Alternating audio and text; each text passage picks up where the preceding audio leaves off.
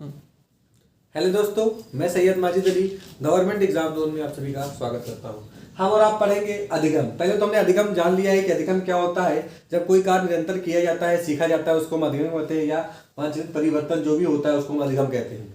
आज हम बात करेंगे इन सीखने के क्रम में जो भी बाधाएं उत्पन्न होती हैं उसको अधिगम विकार विकार कहते हैं या अधिगम अक्षमताएं कहते हैं। मुख्यतः इसको मनोवैज्ञानिक भाषा में अलग तरीके से कहा जाता है और हिंदी भाषा में अलग तरीके से कहा जाता है। अगर हम मनोवैज्ञानिक भाषा की बात करेंगे तो अफेजिया, डिस्फेजिया, इसको हम हिंदी भाषा में कहेंगे तो ये मौखिक विकार कहलाएगा। अब प्रश्न पूछा जाता है कि मौखिक विकार क्या होता है।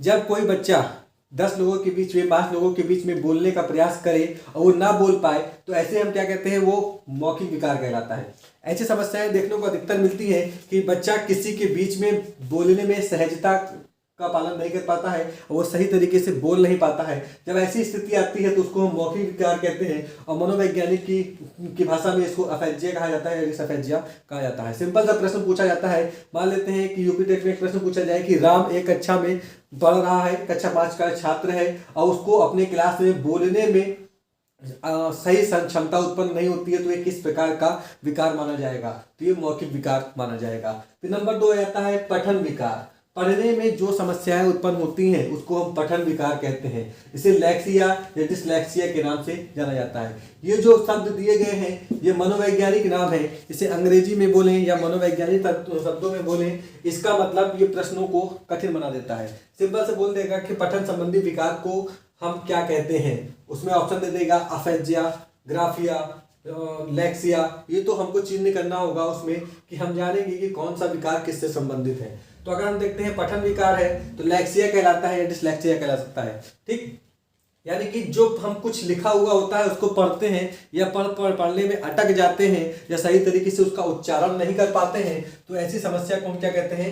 पठन विकार कहते हैं। फिर दूसरा है लेखन विकार। यानी कि लेखन विकार के अंतर्गत जब हम कुछ लिखते हैं, चाहे हम अंग्रेजी हो, हिंदी हो, कोई भी विषय हो, अगर हम उसको लिखते हैं, लिखने में जो त्रुटियां होती हैं, स्पेलिंग मिस्टेक होती हैं, वो ग्राफिया कहलाता है या डिसग्राफिया कहलाता है या अप्रेक्सिया कहलाता है। कह सकते हैं कि जो ग्राफिया होती है, लिखने से देखने से पता चल रहा है कि ग्राफिया यानी ग्राफ बनाना या लिखना होता है। ठीक, लैक्सिया डिसलैक्सिया यानी पठन बोलने में जो समस्याएं उत्पन्न हो रही है वो। और फिर उसके बाद नंबर 4 आता है गणितीय विकार। ठीक, डिसकैलकुलिया जिसे कहा जाता है। ये जो होती है यहाँ से हम समझ लेते हैं कैलकुलिया यानी कि कैलकुलेशन से संबंधित है कि अगर कोई चीजें हमको कैलकुलेशन करने में दिक्कत होती है, समस्या उत्पन्न होती है तो उसको हम क्या कह रहे हैं? गणितीय विकार कहा जाता है। ठीक, फिर आ जाता है डिस्थेमिया। जब तनाव के कारण कोई गंभीर समस्या उत्पन्न हो जाती है उसे डिस्थेमिया कहते हैं। मान लेते हैं कि कक्षा 3 का एक छात्र है, वो किसी तनाव में बैठा हुआ है और उसके अंदर समस्याएं होती हैं। जब तनाव के समय में कोई समस्या उत्पन्न होगी तो ना उसका पढ़ने में मन लगेगा, ना बोलने में मन लगेगा, ना लिखने में मन लगेगा। ऐसी स्थिति को क्या कहते हैं? डिस्थीमिया कहा जाता है। फिर आता है डिस्मोर्फिया। डिस्मोर्फिया क्या होता है? मानसिक विकार होता है। बच्चा सामान्य रूप से चल रहा है, किसी कारण से कोई गंभीर चोट लग जाती है या फिर कुछ ऐसे विकार उत्पन्न होते हैं जिससे उसका मानसिक स्तर विकार हो जाता है तो उसको हम कहते हैं मानसिक विकार या डिस्मोर्फिया कहा जाता है। ठीक, तो मुख्यतः आप ये जानते हैं कि ये सारी चीजें तो विकार से संबंधित है, जिसमें हम मौखिक विकार, पठन विकार, लेखन विकार, गणितीय विकार, डिस्थेमिया और डिस्मोर्फिया ये कहा जाता है। लेकिन ये उत्पन्न जन्म से भी हो सकता है और हमारे जीवन में पर्याप्त होने के बाद, समय प्राप्त करने के पश्चात उसमें समस्याएं उत्पन्न होती हैं, वो अलग तरीके से भी हो सकता है। कह सकते हैं कि जन्म के साथ ही समस्याएं लेके कुछ पैदा होते हैं, कुछ तनाव के कारण हो जाता है, कुछ भेदभाव के कारण हो जाता है, कुछ ऐसी समस्याएं जब हम बच्चों को समान स्तर से उठाने का प्रयास करते हैं उसमें जो समस्याएं उत्पन्न होती हैं, हमको ये देखना होता है कि उसके अंदर कौन सी समस्याएं होती हैं और किस कारण से हो रही हैं, तो उसको हम इस मनोवैज्ञानिक नाम से प्रदर्शित कर लेते हैं। मान लेते हैं कि कक्षा 5 का कोई बच्चा है, वो मैथ उसको कमाती है, यानी कि वो सही तरीके से सवाल को हल नहीं कर पाता है। अब अध्यापक भी उससे कटने लगता है कि ये बार बार क्वेश्चन पूछता है, इसको आता नहीं है, डांटता है, फटकारता है। तो इस तरीके से डेफिनेटली उसके अंदर कौन सा विकार उत्पन्न होने लगेगा? डिसकैलकुलिया। अर्थात उसको मैथ आ नहीं रही है, ना ही आप प्रयास कर रहे हैं उसको बताने का, तो समस्याएं बढ़ती जाएंगी। जब समस्याएं बढ़ती जाएंगी तो बच्चा संतुष्ट नहीं हो पाएगा। दूसरी चीजें अगर हम मान कर लेते हैं कि पठन विकार का क्लास में उच्चारण कराया जाता है, बच्चों से पुस्तकें पढ़ाई जाती हैं, यदि कोई शब्द कठिन आते हैं, अगर बच्चों को ना बताया जाए और बच्चा अपने आप से उसका उच्चारण करे और गलत उच्चारण करके आगे बढ़ जाए, उसके अंदर संशोधन न किया जाए, तो वो समस्याएं उसके अंदर बनी रहेंगी। जब तक बनी रहेंगी जब तक उसके अंदर संशोधन न किया जाए। ये पैदाइश मान लेते हैं कि नहीं होता है। हमारे अंदर जो भी चीजें होती है उसको सुधारने का प्रयास हमको खुद करना होता है। तो वो कौन सी समस्या कहलाएगी? ये पठन विकार कहलाएगा। ठीक, हमको यानी कि जो टीचर है, एक अध्यापक का ये कर्तव्य है कि इन सारी समस्याओं को समझे, समझने के बाद बच्चे का विकास करने का प्रयास करे। क्लास में बहुत सारे बच्चे होते हैं जो उनसे क्वेश्चन आंसर पूछो क्लास में तो वो बोलते ही नहीं है, शर्म के मारे, हेजिटेशन के मारे, ना बोलने के कारण वो अपनी निगाहों को झुकाए रहते हैं और आंसर नहीं देते हैं। तो टीचर भी क्या करेगा बेचारा? वो भी ये सोचेगा कि वो कुछ बोल ही नहीं रहा है। बच्चों टीचर प्रयास करता है कि आप बोलिए, आंसर दीजिए, टूटा फूटा जैसा भी आंसर आपको देना है आप दीजिए। जब इन समस्याओं का निवारण उसको करना होगा तब आप बोलेंगे, तभी तो सीखेगा ना। अगर आपको वास्तव में कोई समस्या हो रही है तो अध्यापक का एक कर्तव्य है कि उसको अकेले में भी पूछ सकता है। हो सकता है 10 लोगों के बीच में वो ना बता पा रहा हो, अकेले में वो बताने का प्रयास कर रहा हो, उसके आंसर सही है तो आप बताइए कि हाँ, क्लास में भी बता सकते हैं ऐसे आंसर, तो बच्चा सेटिस्फाइड हो जाएगा और उसकी विकारों को निखारा जा सकता है। ठीक, उसके बाद हम बात करते हैं मानसिक। सबसे ज्यादा गंभीर तनाव, सबसे ज्यादा समस्या ये दिखाई देती है डिस्थीमिया। डिस्थीमिया आजकल के जो युवा छात्र है उसके अंदर सबसे ज्यादा तनाव की स्थिति आ गई है। कैसे तनाव की स्थिति आ सकती है? अगर वो जॉब की तैयारी कर रहा है तो वैकेंसी नहीं आती है, उसके लिए तनाव आ जाता है। नंबर एक चीज, सबसे बड़ी देखने को तो चीजें यही मिलती है। दूसरी, युवा अवस्था है तो युवा अवस्था में एक दूसरे से अट्रैक्शन भी आपको तनाव की स्थिति में पहुंचा देता है।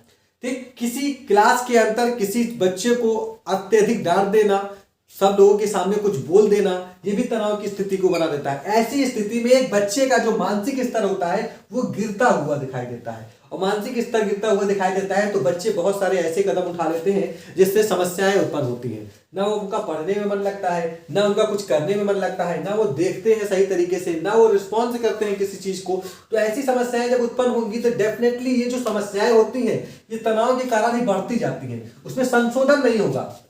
संशोधन जब होगा जब आप उस बच्चे को या उस व्यक्ति को, पर्टिकुलर किसी भी इंसान को उस चीज के बारे में समझेंगे और समझाने का प्रयास करेंगे कि ये चीजें इस तरीके से नहीं होनी चाहिए, अगर आप इस तरीके से करेंगे तो ज्यादा बेटर होगा। यदि वो थोड़ा सा आपके पास दिमाग का प्रयोग करता है और जीवन में आगे बढ़ने का प्रयास करता है तो तनाव की गंभीर समस्या को बचाया जा सकता है। हम क्या करते हैं, मान लेते हैं कि कोई मानसिक रूप से कोई बच्चा बीमार है और उसको शारीरिक कोई परेशानी नहीं है, तो हम किसी डॉक्टर के पास जाते हैं, कुछ करने का प्रयास करते हैं, तो डॉक्टर से सलाह लेते हैं। तो डॉक्टर बोलता है कि आप स्ट्रेस को कम करने के लिए ये करिए।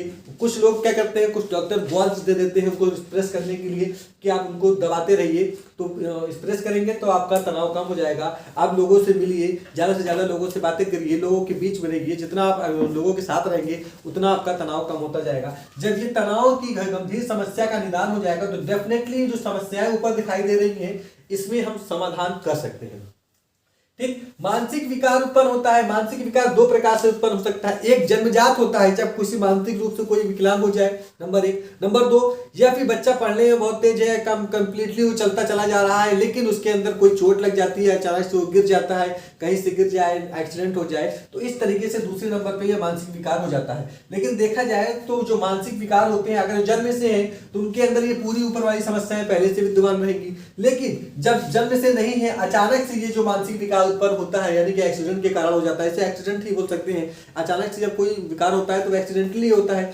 एक्सीडेंटली अगर कोई काम हो जाए, मानसिक विकार उत्पन्न हो जाए तो ये उनको ये समस्याएं आने लगती हैं। लेकिन जो एक्सीडेंटली जो होता है मानसिक विकार, उसके अंदर परिवर्तन हम समय रहते कर सकते हैं, उनको समझा सकते हैं। मान लेते हैं कि किसी बच्चे का एक्सीडेंट हो जाता है किसी कारणवश और वो अपनी याददाश्त को भूल बैठता है, लेकिन अगर हम बार बार अधिगम के प्रयासों को कराने का प्रयोग करें और मनोवैज्ञानिक तथ्यों को उसके ऊपर लागू करें तो डेफिनेटली उसकी याददाश्त भी वापस आ जाती है और वो अपने कार्यों को सही तरीके से करने लगता है। अर्थात कह सकते हैं कि मानसिक विकार को कम किया जा सकता है। मानसिक विकार, हम ऐसी कोई बीमारी मानसिक विकार की ये नहीं है कि आप उसमें परिवर्तन नहीं कर सकते हैं। उसको आप क्या कर सकते हैं, परिवर्तन भी कर सकते हैं, उसमें संशोधन भी कर सकते हैं और अपने जीवन स्तर को ऊंचा भी उठा सकते हैं। तो आशा करते हैं कि आपको ये 6 जो मानसिक विकार हैं इनको आप समझ गए होंगे अच्छे तरीके से। यदि इसमें कोई समस्याएं उत्पन्न होती है तो आप कमेंट कर दीजिएगा, हम उसको अच्छे से बताने का प्रयास करेंगे।